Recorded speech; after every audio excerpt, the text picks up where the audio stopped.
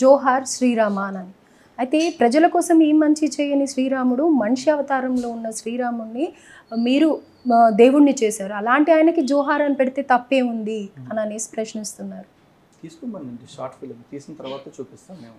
రాముడికి జోహార్ అని చెప్పేసి అంటున్నాడు కదా, రాముడు చనిపోయాడు అంటున్నాడు కదా, అంటే రాముడు పుట్టాడని ఒప్పుకున్నాడుగా ఫస్ట్ అక్కడాడు చాలు.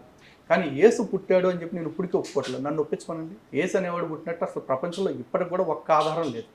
కానీ జోహార్ శ్రీరామ్ అని వాడు అంటున్నాడు అంటే ఫస్ట్ రాముడు పుట్టుకుని ఒప్పుకున్నాడు. రాముడు చనిపోయాడు అనుకోవటం వల్ల నాకు నష్టం లేదు, రాముడు దేవుడు కాదనుకోవటం వల్ల కూడా నాకు నష్టం లేదు, ఈ ప్రపంచానికి కూడా నష్టం లేదు.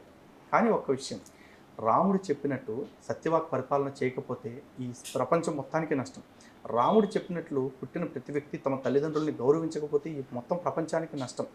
రాముడు చెప్పినట్టు ఏకపత్ని వ్రతుడిగా కాకుండా దొరికిన ఆడదాంతల్లా తిరుగుతాను అనుకుంటే ఈ ప్రపంచం మొత్తానికి నష్టం. అలాంటి నష్టపోయే పనులు చేయకుండా ఉండు, అజ్జాలు. నువ్వు రాముడిని పూజించవసరలా, రాముడు చెప్పిన మార్గాన్ని విడిచిపెట్టకుండా ఉంటే చాలు.